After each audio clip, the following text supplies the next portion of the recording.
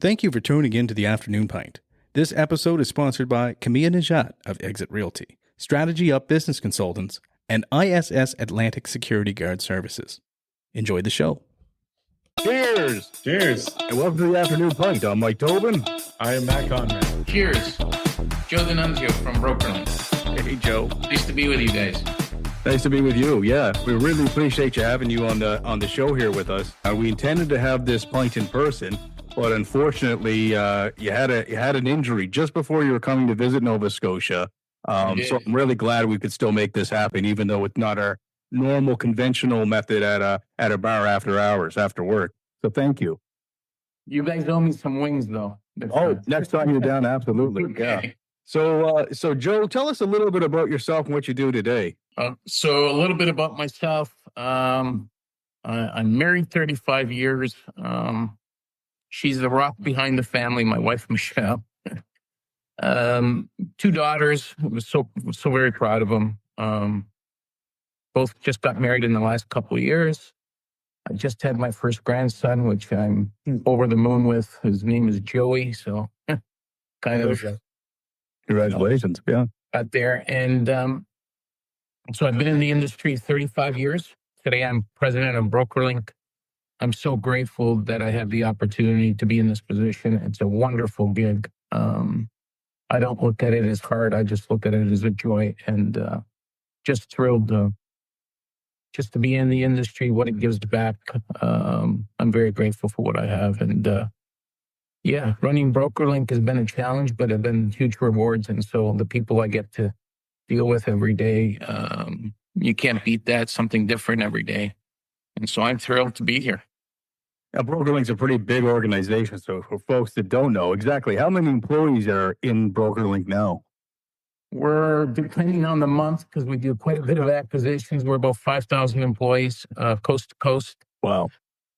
We operate in every province. We don't have a physical location in PEI, even though we operate there.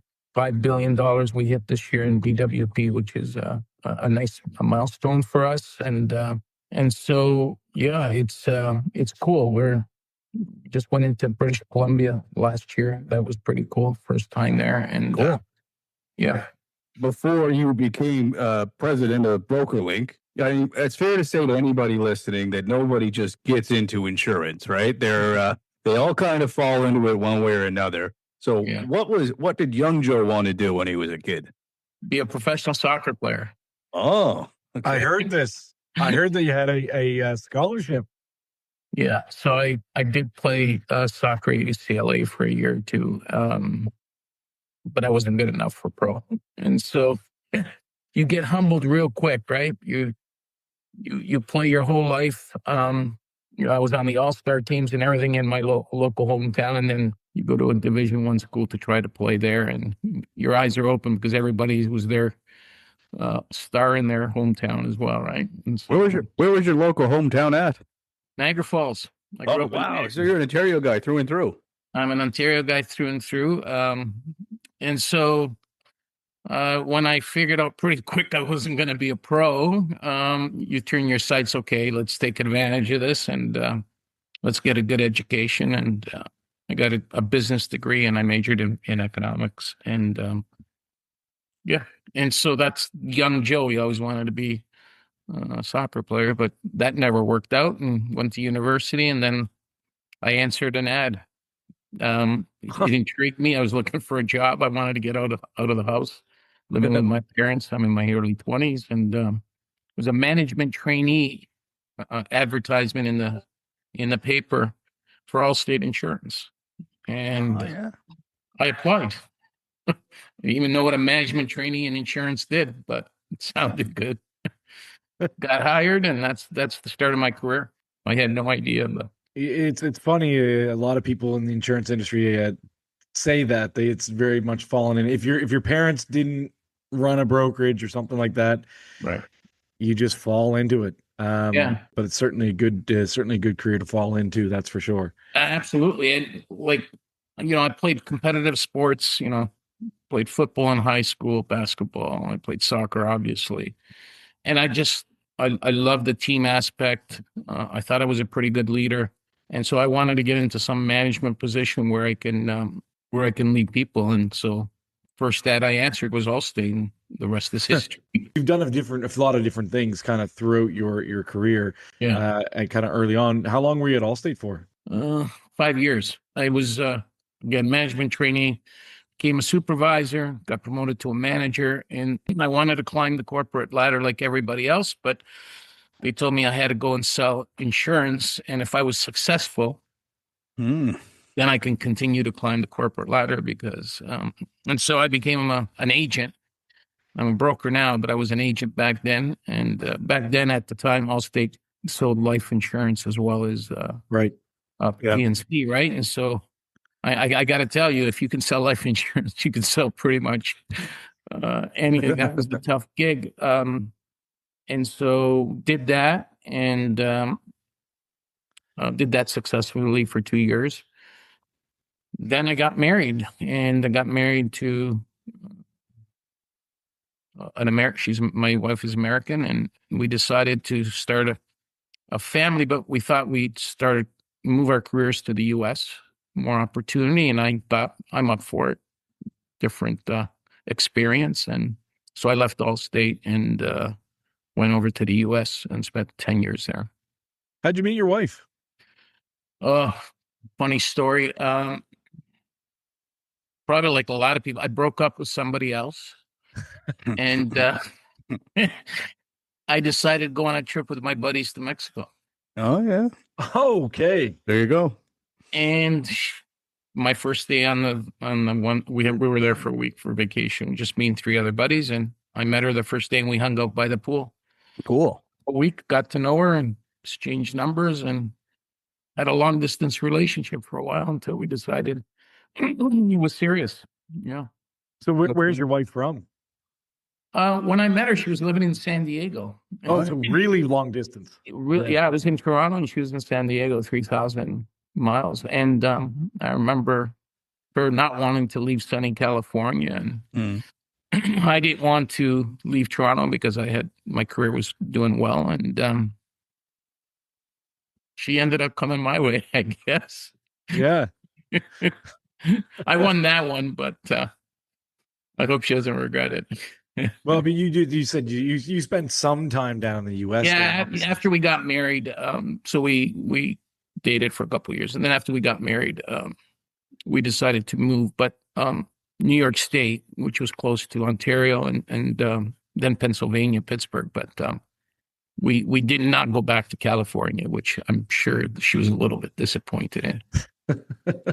Right on. So going back to you saying you started out as an agent, like, what were some of your early challenges as an agent? Look, I guess the pros back then, when I started, Allstate was a brand name. And so that was kind of cool. You didn't have to explain yourself with a company that nobody knew about. So that was a pro, I would say. The other thing back then is the Allstate booths, they were called booths, not offices, because it was literally a counter with an office behind, were all located in Sears stores. There was a relationship with Sears back then. And so the booth that I worked in the Sears store was right beside the photography in a Sears store and appliances. And it was strategically because people that go buy appliances usually buy their first house or whatever. And then babies, firstborns, go to the Sears store back then and get their photo, taken professional photo, right? Right on. And so I'd sit at the booth and just chat with people and, did you buy a new house, and try to, I asked, do you need home insurance or your first baby, do you have life insurance, young couples? So that was an advantage. But, back then you guys are too young, but I was put in a room and they tore a couple pages out of the white telephone book pages and said, go in the back room and cold call this whole page. And there's probably 200 numbers on those old telephone books. Yeah. It was all cold calling back then. Like, I don't think most people do cold calling today of that variety. So it was a grind. And I remember, my first sales manager telling me, I'm going in and I'm telling them, man, everybody's hanging up or they're saying no. He goes, that's a good thing. And I'm like, what are you talking about? And, well, for every 10 no's, you're going to get 1 yes. And you do 100 calls, you're going to get 10 yeses, and you're going to sell 4 of those. And it was a numbers game. And so, that got drilled into me, and it works. But you got to get a lot of no's to get that that appointment to get the bind. And so it was a grind. And I'm not, today we don't do that. We make our phones ring for most of our folks. And then they get referrals and they build up a reputation and then they go out, right? But back then is you just cold call and people hung up on you. What's this and what's that? So Why do you think that shift happened in the industry where it's like you had to be more outbound, say in like the 90s versus now where it's like it's just flocking? yeah, well, no computers back then, right? Okay. Like Yep. today, you want insurance, you Google car insurance and, Brokerlink or somebody will pop up. You make a call, we'll push it to one of our brokers, right? There's no digital. And so I think in the broker space, we were an agent, but the broker space, they had the little office in the towns and they would write people in their towns, right? To get to know people through little league hockey or, Sunday soccer or at the grocery store. But there was no computers, none of that. And so no cell phones. So you had to call from them. I remember having the rotary number and dialing 50 to 100 calls a night. And people, you call them at night because they weren't home during the day and they didn't carry cell phones. So, and I remember most of my appointments were after dinner in the customer's kitchen. That's how we did it. And, we've changed a lot, quite a bit, I think. But it taught me discipline, especially. Like, if I was going to make any money on it, if I was going to be successful, you had to have the discipline to do the 50, 100 calls, and then as you guys know, as you get a bit more successful and sell a few policies and treat them well, and they know that you know your stuff, then you ask for referrals, and over time, the book gets bigger and a lot less cold calling because then it's just referral business based on a good reputation, right? And so I also had the one advantage I had because this was in the Toronto area. I spoke Italian. I was born there. I came to Canada when I was 2, but that's my first language. And Toronto had a huge Italian population, and I would put an ad in the local Italian paper and said, "Hey, if you guys need insurance," but my parents always spoke broken English, were never comfortable in that settings. But I said, "I speak the language, I'll take care of you." And so I got a lot of calls through that, which was kind of cool and helped give back to my community back then that they could trust someone that would take care of their needs, right? I think that's fantastic. Yeah. Would you say that the industry is like, because of that, because you had to do so much night work, the industry is shifted now to a more like family friendly environment? Yeah. Well, I mean, you try calling 50 people at night now, you know what's going to happen with cell phones. They'll block you. And, we didn't have that technology back then. There was no call ID. You didn't know who was calling you, right? Right. The world has changed. I don't think that would work today. What hasn't changed is folks still look for in insurance someone that they can trust, someone that they know preferably or get to know. And so, that's why our model, we have 230 locations, is different because we don't think that just being in one or two spots and trying to sell nationally would work. We want to be in the communities. We want to be local. You want to give back. I think people appreciate that still and still go to the local insurance broker. Especially, you look in suburban and rural areas and, maybe the Toronto area, people are fine with digital and stuff, but, some of the towns where you guys are at in Atlantic Canada and some of the towns in Alberta and Ontario, they prefer just to get in the car, drive to Main Street and speak to the person across the way, right? If they have a problem, right? So I think that hasn't changed. It's a relationship business. It was back then. How you get those customers probably has changed the most. That actually is a really good segue into kind of the next part that we wanted to talk about, which is breaking the stereotype of insurance. As everybody knows, there's a lot of negative stereotypes that focus around insurance people. Why don't you kind of walk us through why insurance isn't just about policies and premiums? Yeah, I mean, if you step back and really, what is insurance for? Like, people can't own businesses, people can't own homes, people can't drive without insurance. That's just a fact. Yeah. And so you need it. And it's a necessary evil, if you will say. It's a product that you buy and spend quite a bit of money because it is expensive, and you hope you never use the product, right? I mean, that's the premise of insurance. Pretty much, yeah.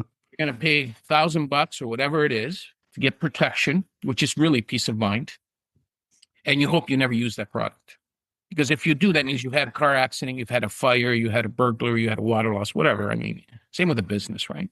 Yep. And so you're willing to spend some money to give you peace of mind at night if that happens, that you're protected, right? And so, but you wish you never use it. And so, it's a different product. When I spend $1,000 on a bike or something, it's because I'm looking forward to get home and using it. And here we are saying we hope never to use it. So I think just the premise of insurance sometimes is tough. That's why people are like, I can't believe it costs this much and so forth. But I can tell you, because I've been out to some claims just as in my roles, man, people are grateful when something does happen. And then they call you and say, I just had a fire and this burned down. And we say, don't worry, it's all covered. I mean, we only see that like 8-9% of the time, because I think the statistic is 9% of people have claims 10%, right?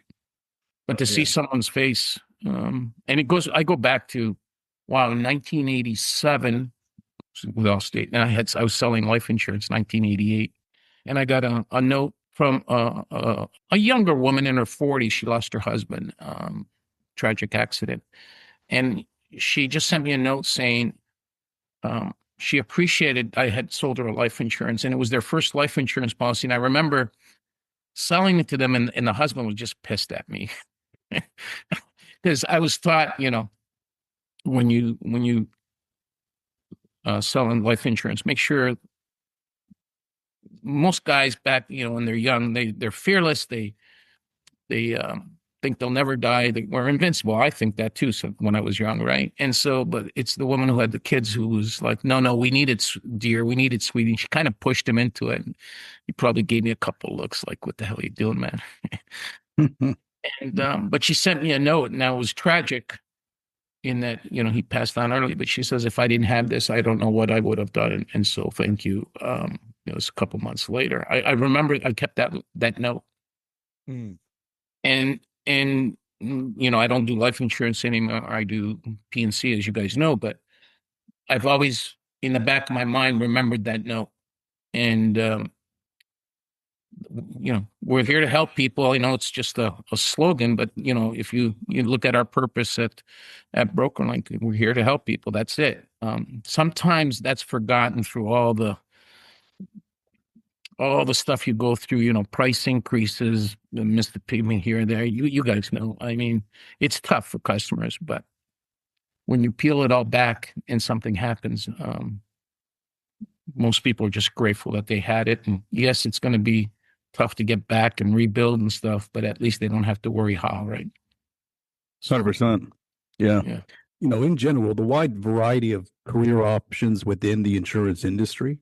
It's not just selling insurance, obviously. And how do you think young professionals, or any professional, even if they come into the insurance industry at 40 or 50, how could professionals develop and get into leadership roles, in your opinion? The nice thing about insurance careers, first of all, most people fall into it by accident. I think we said that at the beginning. But it is a relationship business, and there are so many avenues you can go into today.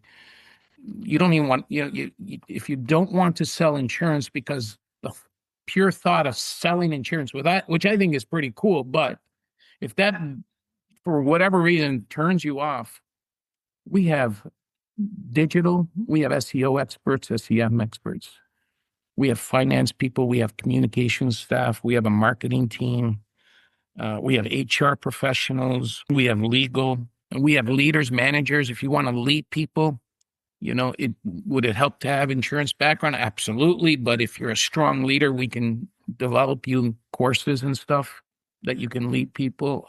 So it's endless, the opportunity. So you don't have to sell insurance to be successful. I did it because I enjoyed it.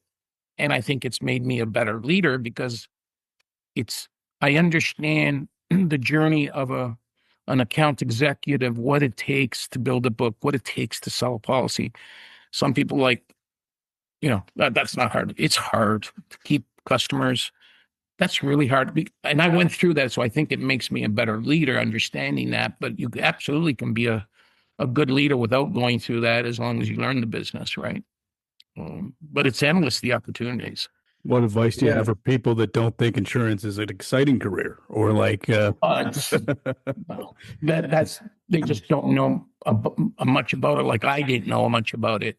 I thought when I answered that ad, I'll be there for 2 years and get a resume going, and I can do other things. And 35 years later, I'm still in it. People that accidentally get into insurance, they stay in insurance. That's why you see people having 20, 30, 40-year careers. So it's recession proof. Whether we're in a recession or in good times, people need insurance. So when there's hard times, you get, different companies, whether they're telecommunications or banks or something, there's layoffs. We don't, because we always need insurance. So it's recession proof. If you're young, you can go into different verticals, not just sales. And it's a people business, and every day is different. And if you enjoy people, then wow, what a business to be in, right? So those are three reasons why I think young people coming out of university should think, wow, maybe I don't know about it, but maybe I should learn about it before I decline to even explore it, right? You owe it to yourself to explore where you'll be happy. And it's a good living, right? I mean, Yeah. right? It's interesting you say that you were going to be in there for only 2 years, and the fact that you also said it's a people business, because I do know that this industry has also given you one of your closest friends, in just in your personal life as well. I assume that you guys met at Allstate, so that's I have three. I mean, you are they best friends? Absolutely. I have three friends from Allstate that I met in 1985, and I only worked with for 4 years. We went through everything together. They're still my best buddies now. We attend all events, weddings, and birthdays, and they're my go-to guys. I got a couple buddies from high school, like everybody does, right? right. But from my career, the friendships and relationships I've made since, I've mentored quite a few people. I have some VPs now that mentor my daughter. One of my daughters is in the industry, and that's pretty cool because my daughter got to meet them just through me. So people give back. But yeah, everything I have, including my best friends, is a result from, and things, of course, are as a result of this industry. And I owe it a lot. So I have nothing but good things to say about this industry. And yeah, for young people that might be listening or looking to, when they graduate, to absolutely explore it. I don't think you will regret it.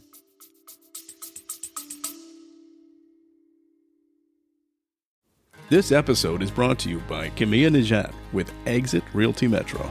Camilla Najat is an experienced real estate agent who prides herself in finding the perfect home for her clients. Camilla can help you with a comparative market analysis to help determine the value of your home if you're planning on selling, or help you determine the going rate for the neighborhood you're moving into. She can also work with you at your pace. You can reach Camilla by calling 902-880-8429 or email camilla@exitmetro.ca. Also, you can find her on Facebook at Camilla Najat, Exit Realty Metro.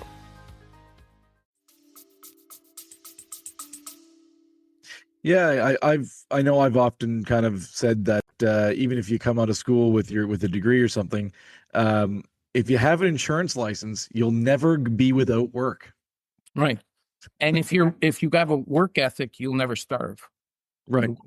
If you have a work ethic, there are tools and things we can do where we can get you to make a good living. We can help that part. You're not on your own where, back then they put you in a room like they did me and said, call 100 people from this telephone book. That's just not the case today.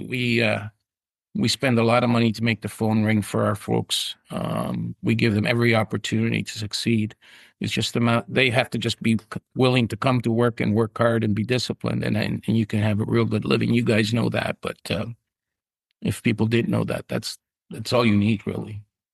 And that actually is a good kind of also segue to like the next part that we wanted to talk about. You said that you make the phone ring for your folks. So that kind of leads us into a really interesting topic about technology and how it's changed insurance. How do you make the phone ring for your folks? Yeah, I mean, look, first you need a brand name, right? So we're lucky enough at Brokerlink that we have a good brand name. People recognize it, that it's insurance. We've been around since 1991. The web today, right? Like anything you need, forget insurance for a second, but anything you need, the first thing I do when I'm looking for something, right now I was just looking for some shades, blinds for one of our rooms. I went to the internet and I Googled blinds near me. And then it shows up 5 businesses, right?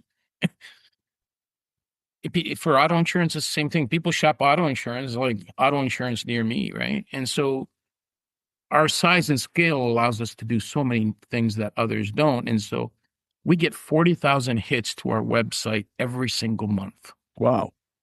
40,000. So we push those leads, people that are asking, some aren't asking just insurance. Some are just coming to see what's on. But the ones that are saying, I'm interested in getting some insurance, or I have a problem with insurance or whatever. Now we push those to our insurance advisors, to our sales teams, and to our account executives. We never had that back then. So that's one way. We spend quite a bit of money on generating marketing leads.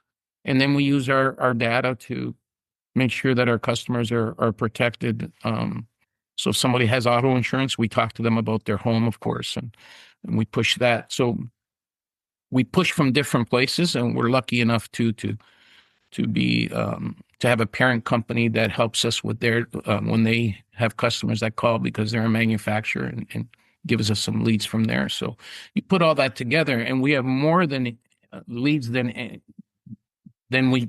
Like, it's a wonderful thing to have, but we make our phones ring all day. We get 15,000 calls a day.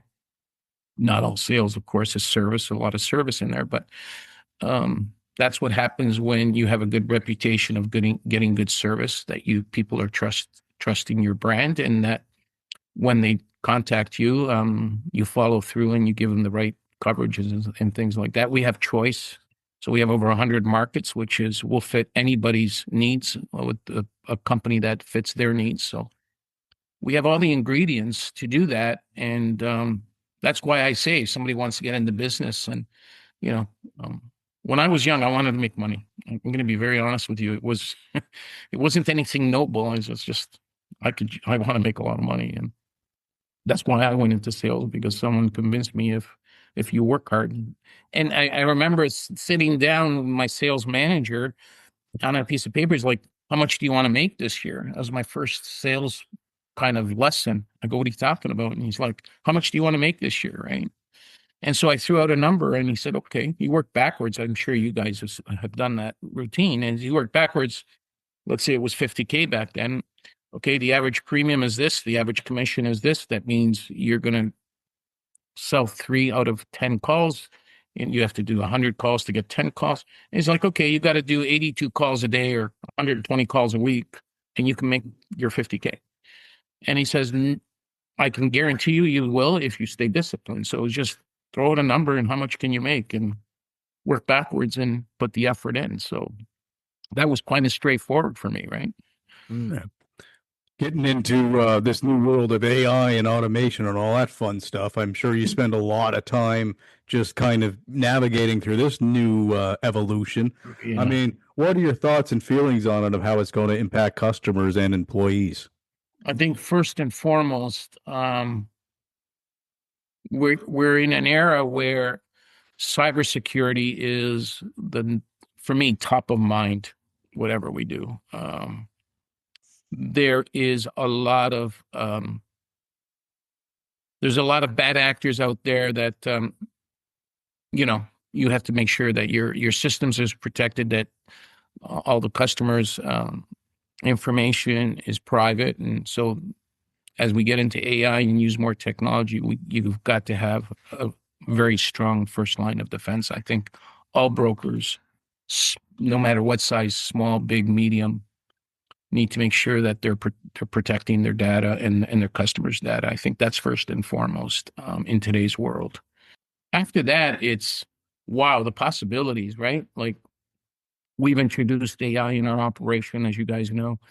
An AI can now can review someone's policy and compare it to their new policy in about 30 seconds, come up with the coverage differences, and say to one of our insurance advisors, this, Mr. Smith's new policy went up $100, and here's why. Boom, boom, boom. AI can do that now, whereas before AI, the insurance advisor would have to review last year's policy, going to go into the renewal, look at a comparison, and figure it out. We can do it and take about 30 minutes.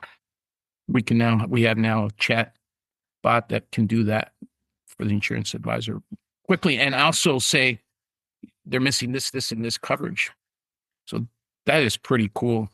We have a chat bot. Her name is Brianna on our website. So if a customer wants to chat or wants to do a change, the chat bot, the AI, can do it for them. One of the coolest things is most brokers are open 9 to 5, but I do my bills on Sunday night, like at 10 p.m. and because banking allows me. With us now, because of AI, customer Saturday night wants to do an address change or see what their bill payment is. They can go into our new Brokerlink Connect, which is our new app, and they can look into it with a password, or they can go on the website and say, I want to change, and the chatbot does it, gives it to a person the next day, and it's done. So they don't even have to wait till we're open. That's the kind of cool stuff that AI and technology allows us to do, right? That's I think next 5 years, it'll revolutionize how brokers operate. But at the end of the day, it won't replace employees, because we are a people business, and Matt or Mike, you have to still talk to the customer across from you. The AI will make your job easier and the experience better, and give you at your fingertips what you need. But at the end of the day, we're still professionals, we're still licensed, and we still have to give that advice that AI can't, right? How do you, I mean, it's kind of an interesting way of like kind of balance that relationship between like human relationships and digital convenience. Do you see at all that people might prefer to not deal with people, like customers? Do you see that at all? I think they do their research now without people. So, and I'm thinking especially the younger generation. Like my daughter, one of my daughters, she's 28. She doesn't talk on the phone. She doesn't pick up the phone and talk. She texts, right? She doesn't even email anymore. Let's just be honest. So I think this generation is not even the young generation. What we're seeing more of is someone is thinking of shopping for auto. They go on the internet and they put in all their stuff in different companies and say, give me a quote. But at the end of the day, before they hit bind, first of all, most can't offer that. But even if they could, they pick up the phone because it's legal contract. They want to make sure that they've got the right coverages. And you can't do that digitally without talking to somebody. For me, maybe I'm old fashioned, but I still think before I sign on my home insurance and my auto insurance, I want to, if I wasn't in the business, I'm going to want to talk to someone that's licensed and a professional, just like you would a banker or a financial planner, to say, hey, before I hit the button to buy this policy for $2,000, did I pick the right coverages? Am I covered properly? Did I miss anything? I still think that is predominantly happens. And that's why that's why our folks are needed when customers get to that. Now, they've done a whole bunch of research that in the past they wouldn't have. So you have a much more educated consumer, and they know the ballpark pricing and stuff. But at the end of the day, they still want to talk to a licensed professional to get the best advice before they sign on the dotted line. And you can let me know if you agree with this or not, but I kind of have a belief that a big saving, like on top of everything you said, a big saving grace, why people still really matter, is because when something goes wrong, people like to yell at people. It's not quite as satisfying yelling at a robot. Yeah. I get mad at my computer more than I get mad at any person, though. I'll tell you that, man. I hope a lot of people are yelling at us, but I think like even a claims, you can start a claim online, but you're going to get a call pretty quick and say, hey, I just I just made a claim online. Now tell me when somebody coming to my house, who's coming to my house, and when's my house going to get fixed, right? Right. Because at the end of the day, that's what we're delivering on, is that promise to put them back where they started. And so I just think people understand the importance. We're talking about, like, someone's home is their biggest asset, probably, right? It's hundreds and hundreds of thousands of dollars, and they just don't want to rely on a chat bot or artificial intelligence to make sure that it's covered. And at the end of the day, I still think what we sell is peace of mind. Yeah. That's what insurance is peace of mind that if something happens, we got you. And you don't get peace of mind without talking to an individual that looks across from you and looks in your eyes and says, it's covered, right? I don't think any machine can do that. That's fair. So where do you think, I mean, in terms of other brokerages, how do you think Brokerlink is kind of staying ahead of the curve on this? I know that's something you work hard on, so. I think our scale allows us to do things that other brokers can't, not that they don't want to, because, we're just talking about AI. It's expensive. And so we're lucky enough with our scale to be efficient, to be more efficient because of sheer numbers. We have more markets. We have 100 markets. And so, a small broker might have 5, 6 markets. So we have way more choice so that we can fit the customer's needs into a little box compared to these 5 or 6, right? So scale allows you to do way more. I think that's first. I think second, I'm biased, and so people laugh at this one. I still think we have one of the most talented teams in the industry. And so our structure is a huge advantage. We're in 240 towns across Canada. That's pretty cool when you look at it. We're not just in one town. We're not just in one province. We're in 240 communities.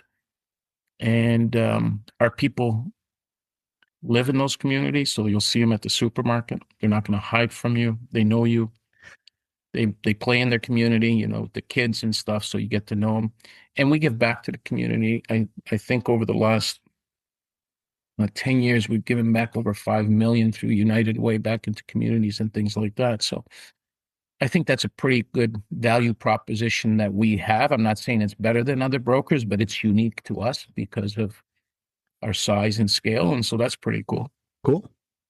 Yeah, so we'll just get on to another section here. Now, we'll try not to get you any trouble here, but these are some of the things where, we kind of want to know, like, what are some of your biggest pain points in the industry today? What would you want to see kind of change about the insurance industry as a whole? Wow. If you had a magic wand. I think, without getting into trouble or anything, this is not rocket science, but, connectivity with markets is a pain point. We're behind other industries, and some people have to double entry, triple entry. So technology, not in a broker's office, but between the broker and the manufacturer, between the broker and the insurance company,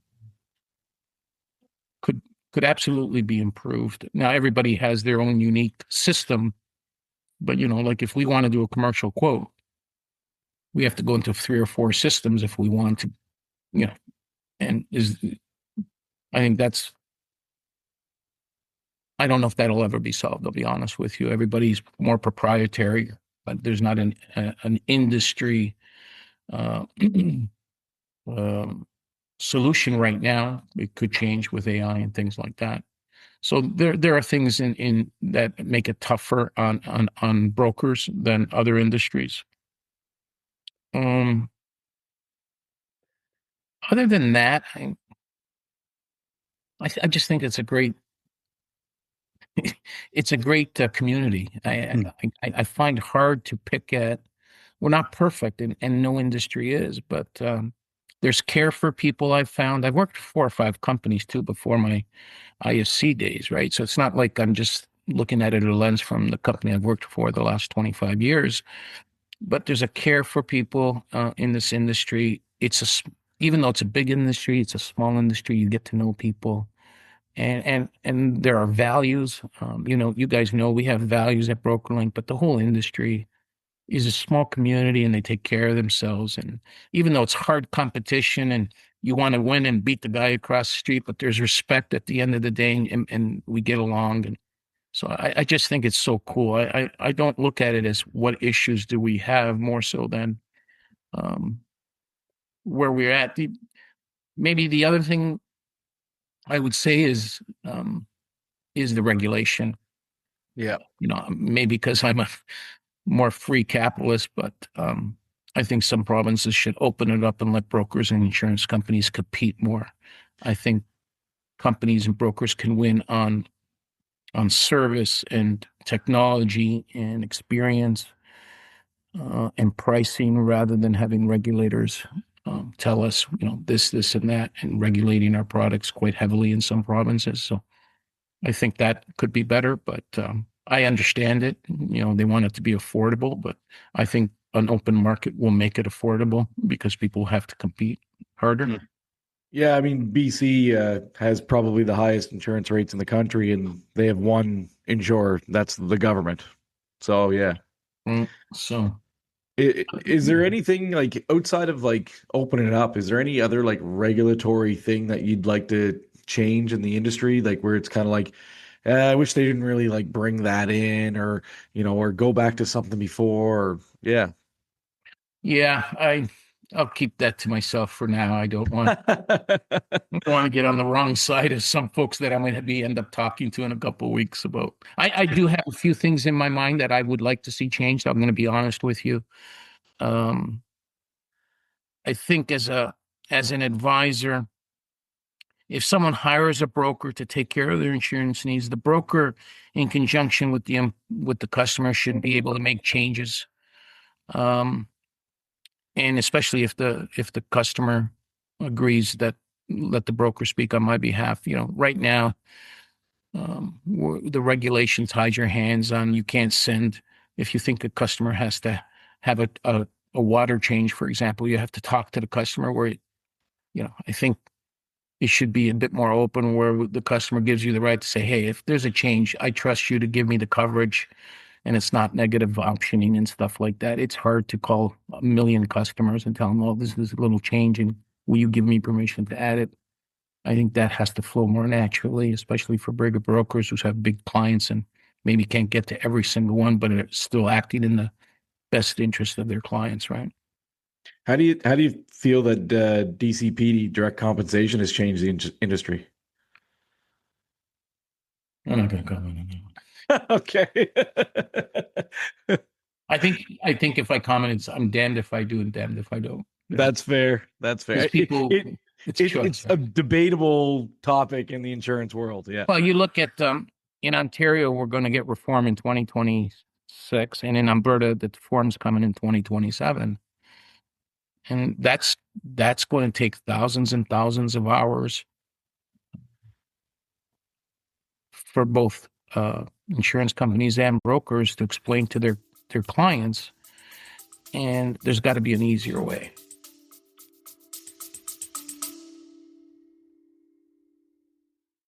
This episode is brought to you by Strategy Up. Strategy Up is a business consulting firm led by Mark Zerka, who has over 20 years experience in building commercial strategies that will up your game, organize your teams, increase your productivity, and grow your business. Whether you're a construction company looking to grow your revenue or a busy restaurant owner just trying to keep the doors open, Strategy Up can help. Strategy Up's boutique-style consultations will help you improve business process across nearly any industry. Being a successful entrepreneur does not mean you have to be an expert in everything. Strategy Up specializes in building a relationship with you. Once pain points in the business are realized, Strategy Up will introduce process and technology that will power up your game to the next level. A successful business requires investment. Your next step towards growth starts now. Email info@mystrategyup.com for a free business discovery call. Up your game with Strategy Up.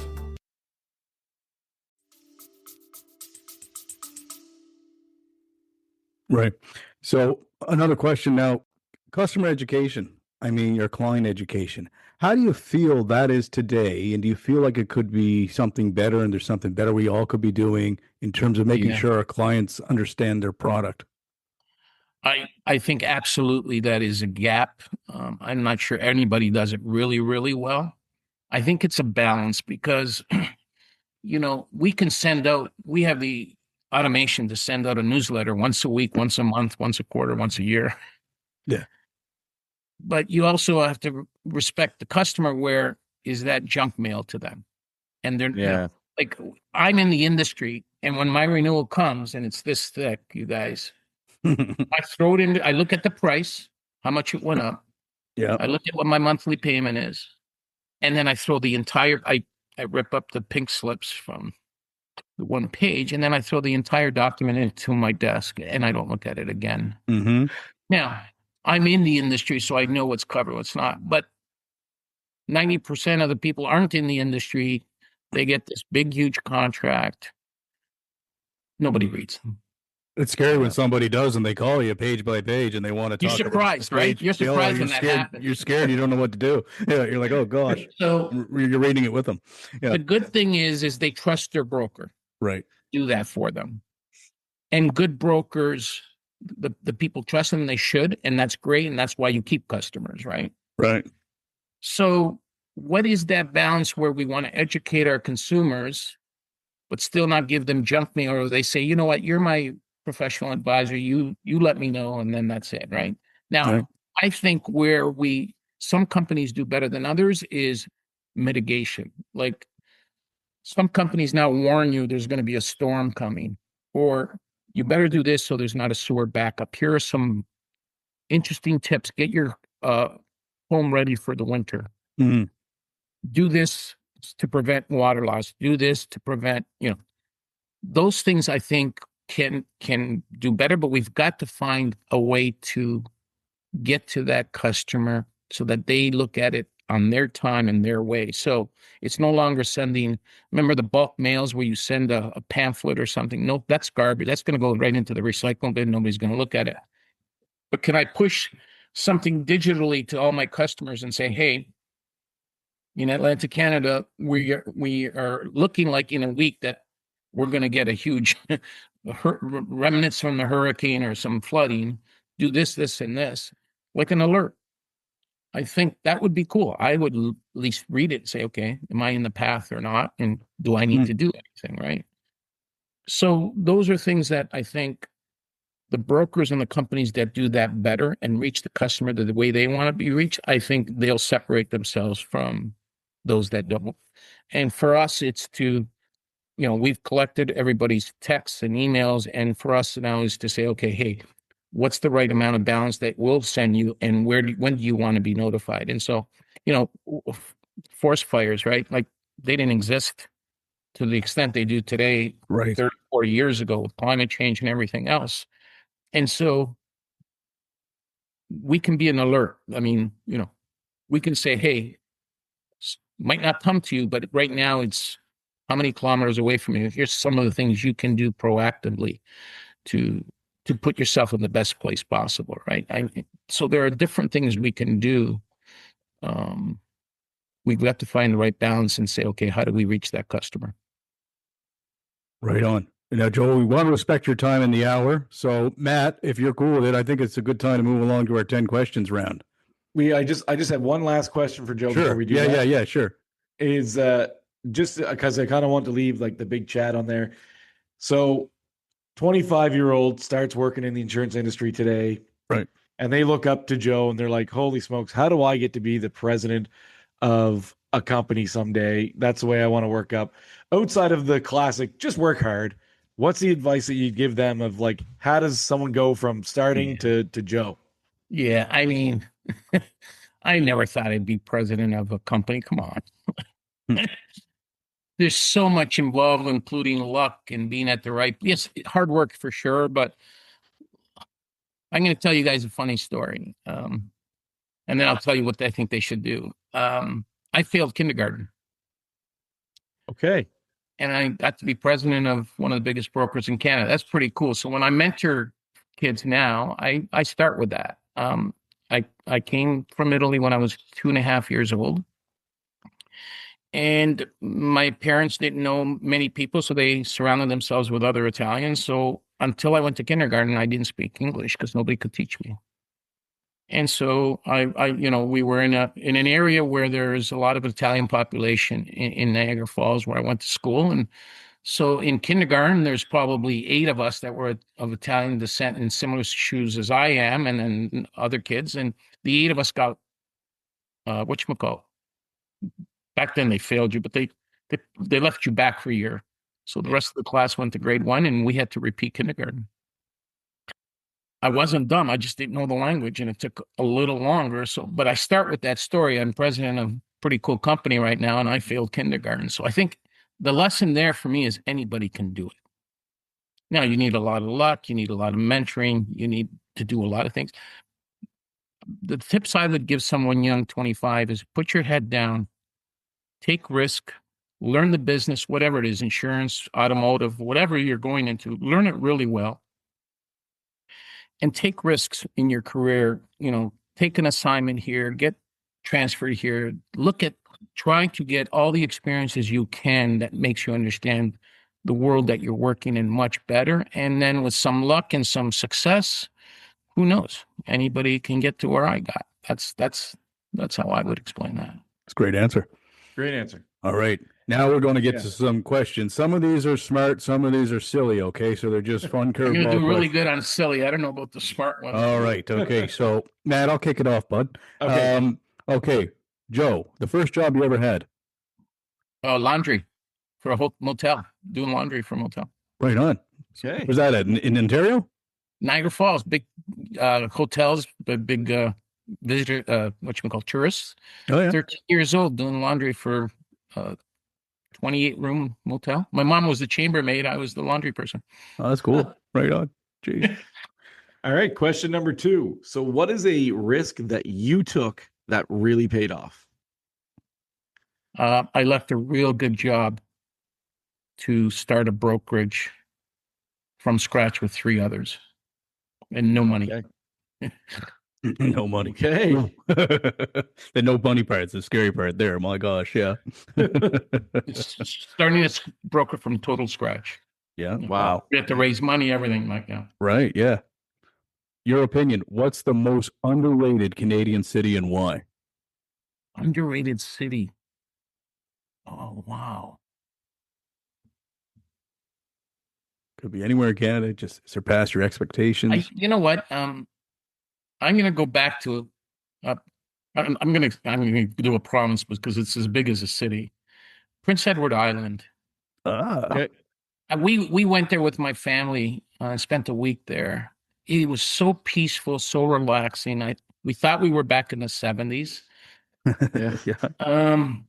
What a cool place. And I know it's a province and not a city, but it's small, and we saw a lot. We had some great seafood, but we connected as a family, played board games and stuff because we had rented a house near the water there. There wasn't a lot to do. There was no nightlife. We weren't right in like Vancouver's a cool city. Toronto, they're all cool cities, but man, that was just connecting, and that was a real cool experience for me. So that one comes to mind. That's Great answer. Right. So question number 4, if you were an animal, what animal would you be? Lion. There you go. Okay. Lion. All right. I want to be king of the jungle. There you go. Okay. Are you a beer guy, wine guy, cocktail? What's your drink of choice? This is a founded on beer. I'm all. You know what? This isn't the sellout. It's the truth. I'm all 3. Oh yeah.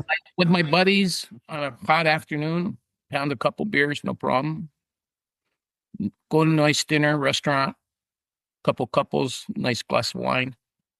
And when you're really having fun, like I did, where was I?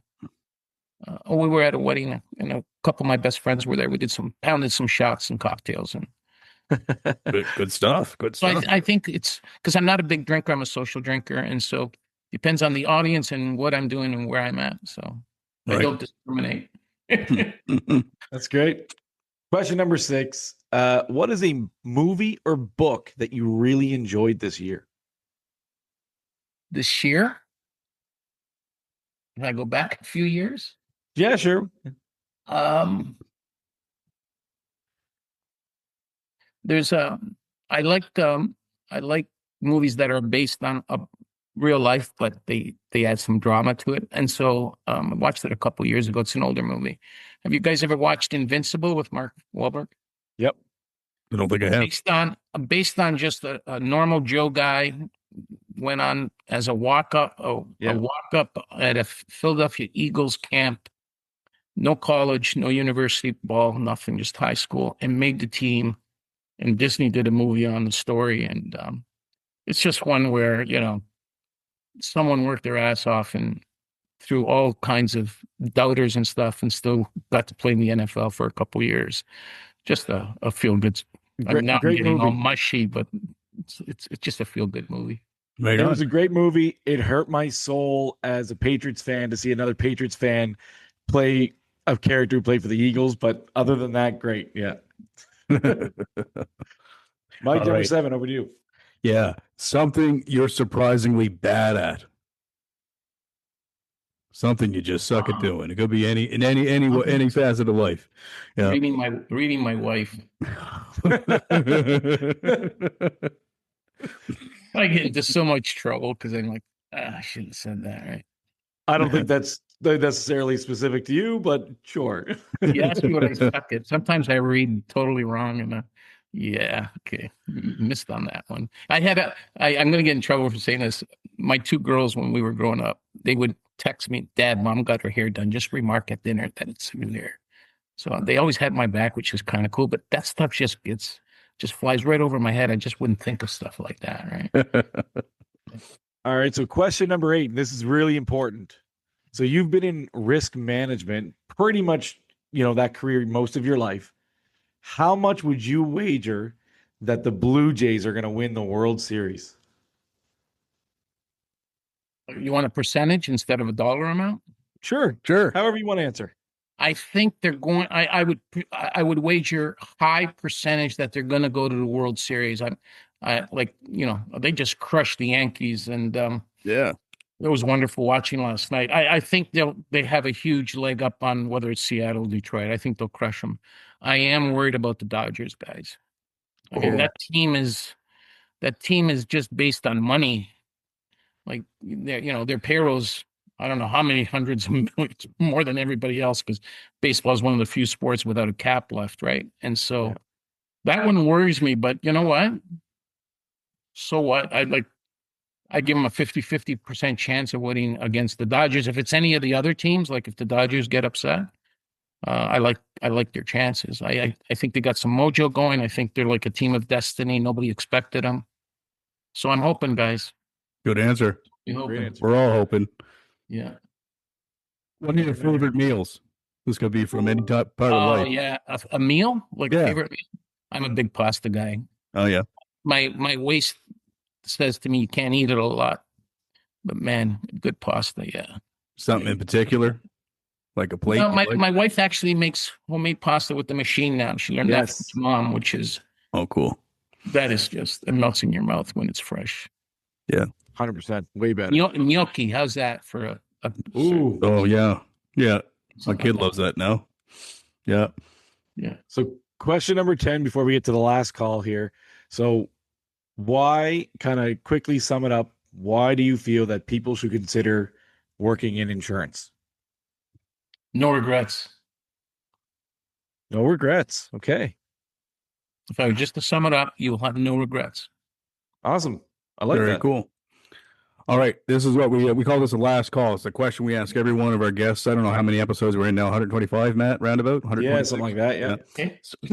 So we say, what's one piece of advice you were given in your life that you'd like to share with us and others listening today? Yeah. Just be kind. You don't know what people are going through or their journey. People struggle, don't know where they're coming from. And I think this world is just too quick to now judge and hate. Someone once told me, just be kind. They told me if you walk into a room of 100 people and everybody puts their problems in a bucket, you wish that you took yours back probably 99% of the times. Okay, I like that. People are going through. So I think, unfortunately, in today's world, be kind is kind of the minority. Mm. So it's simple, but I think it's more appropriate today than it has ever been. Agreed. Yeah. Love it. Yeah. Yep. Well, Joe, this was awesome. Cheers to you, my friend. This was a great conversation. And Cheers, guys. Thanks for having me. I appreciate thank it. you very much. And come back for a second round I anytime. can check off something off my bucket list now. There you go. We appreciate it. Thanks Okay, again. guys. See ya. Take care, okay? Bye. Cheers. Thank you for listening to The Afternoon Pint. We are an independent podcast and we need your support. Please take a moment to hit that like, follow, and share button. Email us if you have an idea or suggestion for the show. Please send your feedback. We'd love to hear from you.